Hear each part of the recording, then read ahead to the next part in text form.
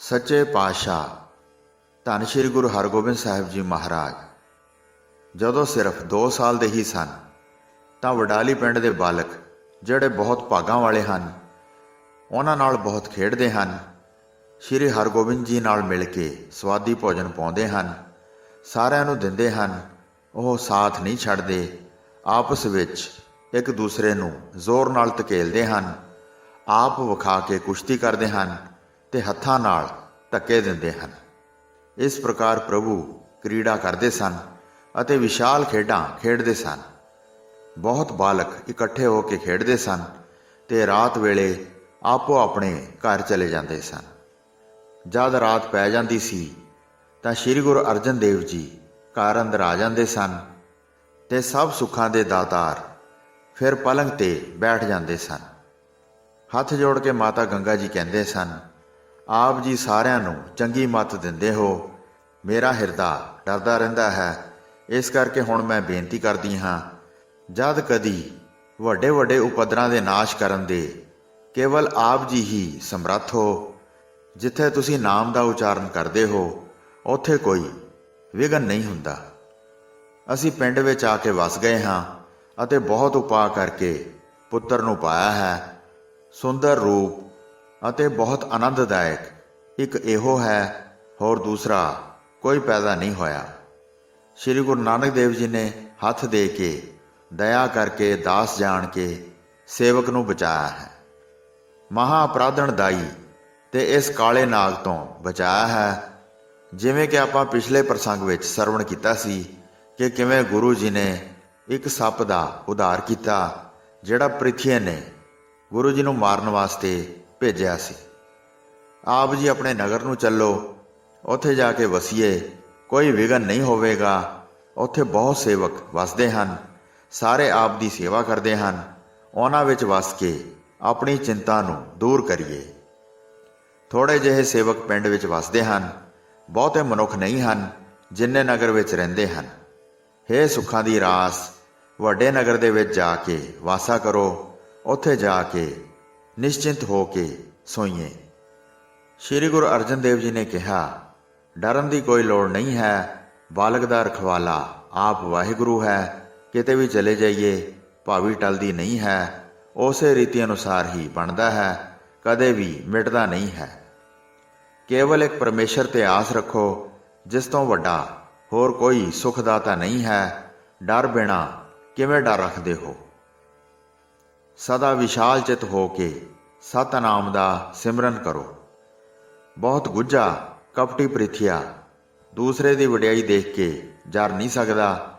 ਉਤੋਂ ਪ੍ਰੇਮ ਵਿਖਾਉਂਦਾ ਹੈ ਤੇ ਹਿਤੂ ਬੋਲੀ ਬੋਲਦਾ ਹੈ, ਪਰ ਹਿਰਦੇ ਵਿੱਚ ਬੜੀ ਖੋਟੀ ਦੁਸ਼ਟਾਈ ਰੱਖਦਾ ਹੈ।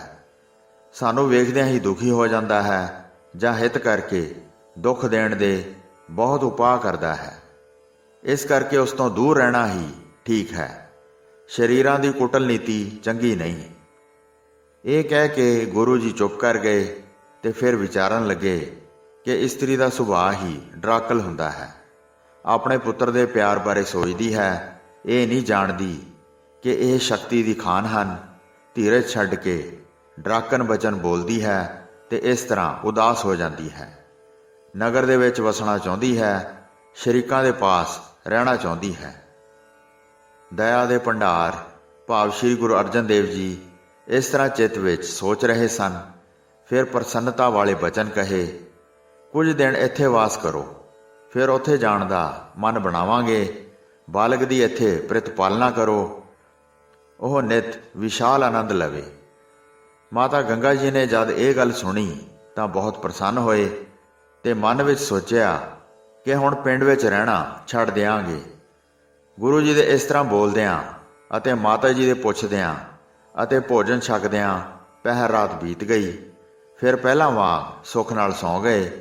ਫਿਰ ਸਵੇਰੇ ਸਵਖਤੇ ਉੱਠ ਕੇ ਜਲ ਵਿੱਚ ਇਸ਼ਨਾਨ ਕੀਤਾ। ਸਪੁੱਤਰ ਨੂੰ ਲਾਡ ਲਡਾਉਂਦੇ ਹਨ, ਪਾਲਣਾ ਕਰਦੇ ਹਨ ਅਤੇ ਬਹੁਤ ਸ਼ੌਂਕ ਨਾਲ ਗਹਿਣੇ ਪਾਉਂਦੇ ਹਨ। ਸਰੀਰ ਦੇ ਸੁੰਦਰ ਕੱਪੜੇ ਪਹਿਨਾ ਕੇ ਬਹੁਤ ਪ੍ਰਸੰਨ ਹੁੰਦੇ ਹਨ। ਸੇਵਕਾਂ 'ਤੇ ਭਰੋਸਾ ਨਹੀਂ ਕਰਦੇ। ਅੱਠੇ ਪਹਿਰ ਆਪਣੀਆਂ ਅੱਖਾਂ ਦੇ ਸਾਹਮਣੇ ਰੱਖਦੇ ਹਨ, ਹੱਥ ਰੱਖ ਕੇ ਸੌਂਦੇ ਹਨ ਕਿ ਕਿਤੇ ਪੁੱਤਰ ਡਰ ਕੇ ਉੱਠ ਨਾ ਪਵੇ। ਨਿਤ ਨਾ ਮਿਟਣ ਵਾਲਾ ਨਵਾਂ ਪਿਆਰ ਵਧਦਾ ਹੈ। ਸ਼੍ਰੀ ਹਰਗੋਬਿੰਦ ਜੀ ਦਾ ਵਿਸ਼ਾਲ ਢੀਲ ਡੌਲ ਹੈ ਅਤੇ ਭਾਰੀ ਬਲ ਵਧਿਆ ਹੈ। ਬੜੀ ਸੁੰਦਰ ਸੂਰਤ ਸ਼ੋਭਦੀ ਹੈ। ਆਪਣੇ ਕੁੱਛੜ ਚੁੱਕ ਕੇ ਮਾਤਾ ਜੀ ਬਲਿਹਾਰ ਜਾਂਦੇ ਹਨ। ਇਸ ਤਰ੍ਹਾਂ ਕਈ ਦਿਨ ਬੀਤ ਗਏ। ਜਦ ਇੱਕ ਰਾਤ ਸਾਰੇ ਲੰਮੇ ਪੈ ਕੇ ਸੌਂ ਗਏ, ਤਦ ਸਾਰੇ ਦੇਵਤੇ ਇਕੱਠੇ ਹੋ ਕੇ ਸ਼੍ਰੀ ਹਰਗੋਬਿੰਦ ਜੀ ਨੂੰ ਮਿਲਣ ਵਾਸਤੇ ਬਹੁਤ ਪ੍ਰਸੰਨ ਹੋ ਕੇ ਆਏ। ਸ਼੍ਰੀ ਹਰਗੋਬਿੰਦ ਜੀ ਉਹਨਾਂ ਦੇ ਆਉਣ ਬਾਰੇ ਜਾਣ ਕੇ ਪਲੰਗ ਤੋਂ ਉੱਠ ਪਏ। ਦੇਵਤੇ ਦੋਵੇਂ ਹੱਥ ਜੋੜ ਜੋੜ ਕੇ ਦੁੱਖਾਂ ਨੂੰ ਦੂਰ ਕਰਨ ਵਾਲੇ ਭਾਵ ਸ਼੍ਰੀ ਹਰਗੋਬਿੰਦ ਜੀ ਦੇ ਪਾਸ ਖਲੋ ਕੇ ਅਭਿਨੰਦਨ ਕਰਦੇ ਸਨ।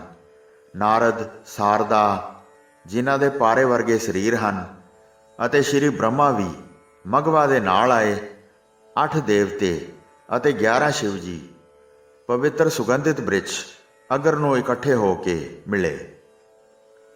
ਹੋਰ ਉਹਨਾਂ ਦੀ ਕਿੱਥੋਂ ਤੱਕ ਗਿਣਤੀ ਹੋਵੇ। ਸਾਰੇ ਅਵਤਾਰ ਨੂੰ ਵੇਖਣ ਵਾਸਤੇ ਸ਼ੋਭ ਰਹੇ ਸਨ। 64 ਜੋਗਣੀਆਂ, 52 ਵੀਰਾਂ ਨੇ ਦੋਵੇਂ ਹੱਥ ਜੋੜ ਕੇ ਸਿਰ ਨਿਵਾਏ। ਉਹ ਸ਼੍ਰੀ ਹਰਗੋਬਿੰਦ ਜੀ ਦੀ ਉਸਤਤੀ ਕਰ ਰਹੇ ਸਨ। ਤੁਰਕਾਂ ਦੇ ਸਮੂਹਾਂ ਦਾ ਨਾਸ਼ ਕਰਨ ਵਾਸਤੇ, ਹੇ ਅੰਤਰਜਾਮੀ, ਤੁਸੀਂ ਸਰੀਰ ਧਾਰਨ ਕੀਤਾ ਹੈ। ਸੇਵਕਾਂ ਸੰਤਾਂ ਦੀ ਤੁਸੀਂ ਪ੍ਰਤਿਪਾਲਣਾ ਕਰੋਗੇ ਅਤੇ ਸਦਾ ਹੀ ਸਤਨਾਮ ਦਾ ਜਾਪ ਕਰੋਗੇ। ਅਨੇਕਾਂ ਲੋਕਾਂ ਦਾ ਉਧਾਰ ਕਰੋਗੇ। ਰਾਹ ਚੱਲਣ ਵਾਲੇ ਜਗਿਆਸੂਆਂ ਨੂੰ ਚਿੱਤ ਵਿੱਚ ਵਿਵੇਕ ਦੇਵੋਗੇ। ਗੁਰੂ ਜੀ ਮਹਾਨ ਸੂਰਮੇ ਹਨ। ਵੈਰੀਆਂ ਨੂੰ ਨਾਸ਼ ਕਰਨ ਦਾ ਤੁਹਾਡਾ ਨਿਤ ਕਾਰਜ ਹੋਵੇਗਾ। ਇਸ ਤਰ੍ਹਾਂ ਕੀਰਤੀ ਕਰਦੇ ਚਰਨ ਕਮਲਾਂ ਨੂੰ ਪੂਜ ਰਹੇ ਸਨ ਅਤੇ ਚੰਦਨ ਘਸਾ ਰਹੇ ਸਨ। ਧੂਫ ਧੁਖਾਉਂਦੇ ਸਨ ਅਤੇ ਫੁੱਲ ਚੜਾਉਂਦੇ ਸਨ ਅਤੇ ਕਈ ਪ੍ਰਕਾਰ ਦੀਆਂ ਸੁਗੰਧੀਆਂ ਨਾਲ ਪੂਜਾ ਕਰ ਰਹੇ ਸਨ। ਕੇਸਰ ਨੂੰ ਚੰਦਨ ਨਾਲ ਘਸਾ ਕੇ ਸਾਰੇ ਦੇਵਤੇ ਇਕੱਠੇ ਹੋ ਕੇ ਬੇਨਤੀਆਂ ਕਰ ਰਹੇ ਸਨ। ਜਿਵੇਂ ਵੀ ਆਪ ਜੀ ਦੀ ਆਗਿਆ ਹੋਵੇ, ਅਸੀਂ ਆਪ ਜੀ ਦੇ ਹੁਕਮ ਅਨੁਸਾਰ ਕਾਰਜ ਕਰਾਂਗੇ। 64 ਜੋਗਣਿਆਂ ਨੇ ਬੇਨਤੀ ਕੀਤੀ, ਸਾਨੂੰ ਬੜੀ ਭੁੱਖ ਲੱਗੀ ਹੈ।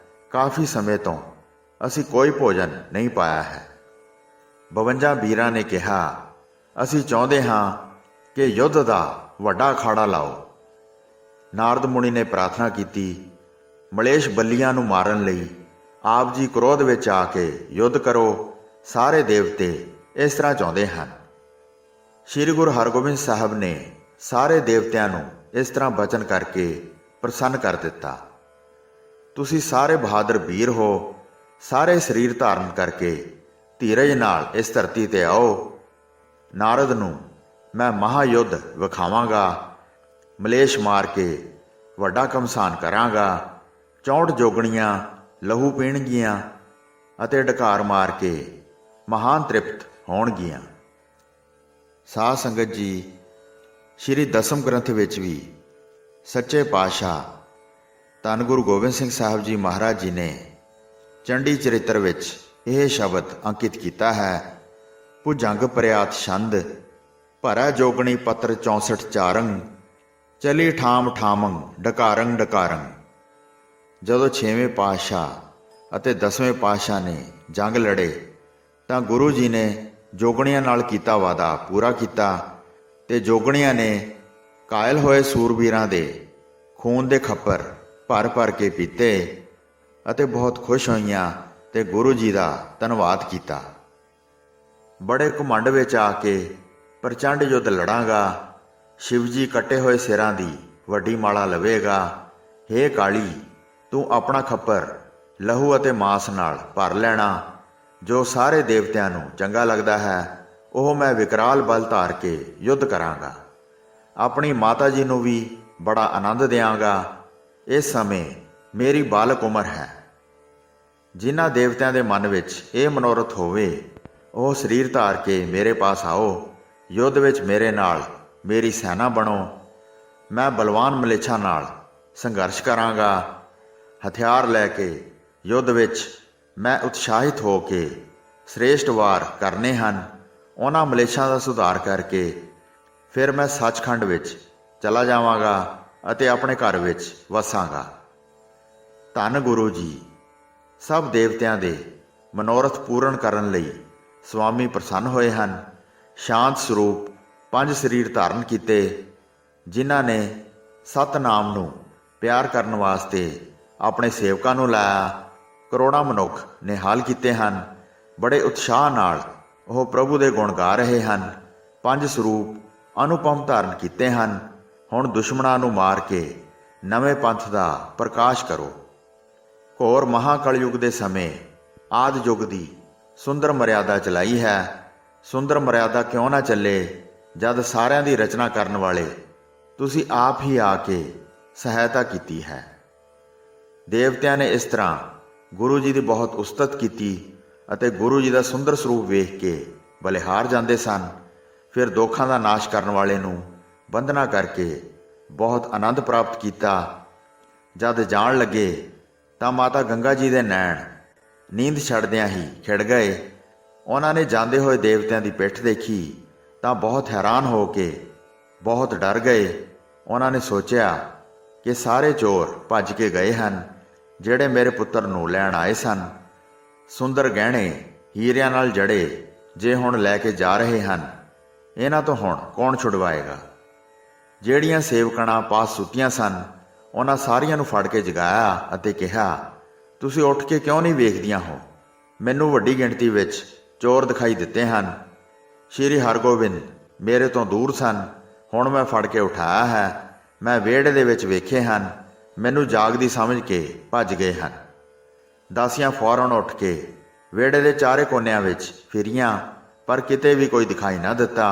ਬਾਕੀ ਜਿੰਨੀ ਵੀ ਰਾਤ ਰਹਿੰਦੀ ਸੀ, ਉਹ ਪਹਿਰ ਰਾਤ ਮਾਤਾ ਜੀ ਨੇ ਜਾਗਦਿਆਂ ਦੀ ਗੁਜ਼ਾਰੀ। ਬੋਲਦੇ ਹਨ ਤੇ ਗੱਲਾਂ ਦੱਸਦੇ ਹਨ। ਡਰਦਿਆਂ ਨੀਂਦ ਪਤਾ ਨਹੀਂ ਕਿੱਥੇ ਗਾਇਬ ਹੋ ਗਈ ਸੀ। ਚਿੱਤ ਵਿੱਚ ਮਹਾ ਚਿੰਤਾ ਹੈ ਕਿ ਪੁੱਤਰ ਉੱਤੇ ਕੋਈ ਆਫਤ ਨਾ ਆ ਜਾਏ। ਸਵੇਰੇ ਸਾਰਿਆਂ ਦੇ ਜਾਗਦਿਆਂ ਹੀ ਮਾਤਾ ਜੀ ਬੜੇ ਪ੍ਰੇਮ ਨਾਲ ਆਪਣੇ ਸਪੁੱਤਰ ਨੂੰ ਲਾਡ ਲਡਾਉਣ ਲੱਗੇ। ਫਿਰ ਸ਼੍ਰੀ ਹਰਗੋਬਿੰਦ ਜੀ ਦੇ ਪਿਤਾ ਜੀ ਸ਼੍ਰੀ ਗੁਰੂ ਅਰਜਨ ਦੇਵ ਜੀ ਆਪਣੇ ਘਰ ਅੰਦਰ ਆਏ। ਭੈ ਕਰਕੇ ਬਹੁਤ ਡਰੇ ਹੋਏ ਆਪਣੇ ਪਤੀ ਜੀ ਦੇ ਅੱਗੇ ਆਏ ਤੇ ਹੱਥ ਜੋੜ ਕੇ ਫਿਰ ਬੇਨਤੀ ਕੀਤੀ, ਤੁਸੀਂ ਸਪੁੱਤਰ ਦੇ ਡਰ ਬਾਰੇ ਕਿਉਂ ਵਿਚਾਰ ਨਹੀਂ ਕਰਦੇ? ਰਾਤ ਨੂੰ ਜੇ ਮੈਂ ਨਾ ਜਾਗਦੀ ਤਾਂ ਮਹਾਂ ਭੈਦਾਇਕ ਸੰਕਟ ਵਾਪਰ ਜਾਣਾ ਸੀ।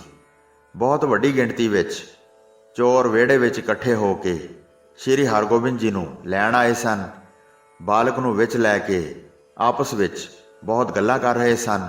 ਮੇਰੀ ਅੱਖ ਖੁੱਲ੍ਹੀ ਤਾਂ ਤੁਰੰਤ ਵੇਖ ਕੇ ਡਰ ਕੇ ਚਲੇ ਗਏ।